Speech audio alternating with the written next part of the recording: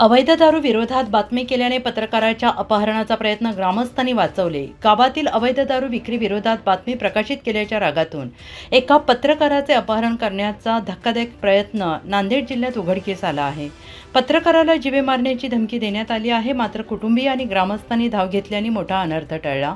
हा संपूर्ण प्रकार मोबाईलमध्ये कैद झालेला आहे। नांदेड जिल्ह्यातील अर्धापूर तालुक्यातील आंबेगाव येथील मनोज मन्नपुर्वे हे वर्तमानपत्र आणि यूट्यूबसाठी पत्रकारिता करतात। गावातील अवैध दारू विक्री विरोधात त्यांनी बातमी प्रकाशित केली होती। या बातमीचा राग मनात धरून 24 मार्च नंतरच्या रात्री 4 दुचाकींवर 8 जण आंबेगावमध्ये आले। त्यांनी मन्नपुर्वे यांना घराबाहेर बोलावून शिवीगाळ आणि मारहाण केली। त्यानंतर जबरदस्तीने त्यांना दुचाकीवर बसवून नेण्याचा प्रयत्न करण्यात आला, मात्र मन्नपुर्वे यांनी आरडाओरडा केल्याने त्यांची पत्नी आणि ग्रामस्थ घटनास्थळी धावून आले, त्यामुळे पुढील अनर्थ टळला। आमच्या गावातील अवैध धंद्याची बातमी का टाकली असा जाब विचारत अपहरणकर्त्यांनी धमकावल्याची माहिती समोर आली आहे। हा संपूर्ण प्रकार एका ग्रामस्थांमध्ये मोबाईलमध्ये कैद केला आहे आणि या घटनेची माहिती मिळताच पोलीस तात्काळ सक्रिय झाले। अर्धापूर पोलिसांनी आज सकाळी 2 आरोपींना अटक केली आणि या प्रकरणी पत्रकार संरक्षण कायदा, अपहरण आणि इतर संबंधित कलमान्वये गुन्हा दाखल करण्याची प्रक्रिया सुरू आहे। अवैध दारू विरोधात बातमी केल्यामुळे पत्रकारावर हल्ला आणि अपहरणाचा प्रयत्न होणे ही अत्यंत गंभीर बाब आहे। ग्रामीण भागात पत्रकारिता करताना येणाऱ्या अडचणी पुन्हा एकदा समोर आल्या आहेत। संबंधित आरोपींवर कडक कारवाई करण्याची मागणी आता जोर धरते आहे। मी मनोज मनपुर्वे अर्धापूर तालुका प्रतिनिधी तसेच श्रीमती लोकराजीला काम करतो। तसंच एका वर्तवाहिनीला एका सिटी न्यूज एक प्रसारमाध्यम आहे यूट्यूबवर, त्या पण वर्तवाहिनीला मी काम करतो।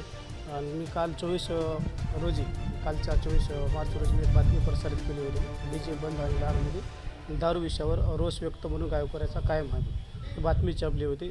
तर काल मला एकाचा फोन आला की रात्री फोन 8:30-9ला फोन आला किंवा माणूस कुठं, मी घरी बाहेर या, थोडं तुम्हाला बोलायचं म्हणून मला बाहेर बोलवलं। मी बाहेर आलो, तर बाहेर आल्याच्यानंतर त्यानं मला धक्काबुक्की केली आणि माझा मोबाईल वळवून घेतल्यानं मी परत काय केलं, बाबा माझा मोबाईल द्या, जे काही बातमी आहे मी काही ते विषय तुमच्या विरोधात नाही किंवा कोण्या प्रशासनाच्या नाही, मी असं म्हणलो। तर त्याने माझ्या पाठीशी पळाले, मी हाताला धरल्यावर मी पळून गेलो। गावातल्या गलीमध्ये गेलो, गलीमधून त्यानं मला गलीतून उचलून आणलं, परत गाडीवर बसवलं आणि आरडाओरडा केला। माझ्या घरचे कुटुंब आले आणि गावकरी आले। त्या गावकऱ्याच्या समोर मला धक्काबुक्की करून मला गाडीवर बसवून देत होते आणि नाहनमध्ये एक कॅलन आहे बसस्टँड रोडला, त्या कॅनलवर 20 जण असे थांबलेले, त्यांच्याकडून आम्हाला माहिती भेटली, तिथून मला मारण्याचा प्रयत्न करणार होते।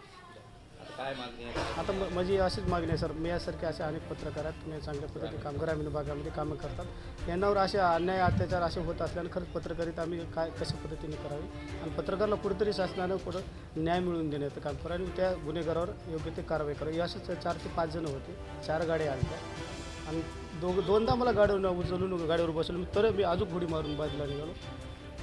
कुटुंब आणि गावकऱ्यामुळे मी होतो। काय लहानमध्ये एका पत्रकारावरती त्याला अपहरण केला, विषय असा होता की त्यानं अवैध जी दारू विक्री सुरू त्या संदर्भामध्ये बातमी लावली, किती ही गंभीर तुमच्याकडून घटना आहे? अतिशय निंदाजनक, गंभीर आणि कायद्या सुव्यवस्थेच्या विरोधातली ही घटना आहे। रात्रीच मला मनोज मन्नपुर्वेंचा फोन आला घटना घडल्यावर, त्यांचे व्हिडिओ पाहिले। मी रात्री पोलीस अधीक्षक साहेबांना बोललो, PI साहेबांनाही बोललो।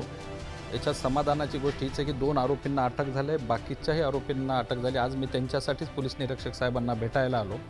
हा अपहरणाचा तर प्रयत्न आहे, त्याच्यानंतर हा दारू माफियाची दादागिरी आहे आणि अशी कुठलीही गोष्ट सहन केल्या जाऊ नये, कायद्याला ती सहनही केल्या जाणार नाही असं मला पोलीस अधीक्षक साहेब आणि PI साहेबांनी सांगितलेलं आहे। आता ते कायदेशीर चर्चा करून यामध्ये किती BNS खाली सिरियस गुन्हे दाखल करता येतील तेवढे गुन्हे दाखल केले जातील असं त्यांनी आश्वस्त केलं आहे। पण पत्रकारावरती हल्ला महाराष्ट्राचं पुरोगामी सरकार कधीही सहन करणार नाही, कडक कारवाई नक्कीच होतील आणि हीच भूमिका राज्याचे गृहमंत्री आणि मुख्यमंत्री देवेंद्रजी फडणवीस साहेबांची आहे।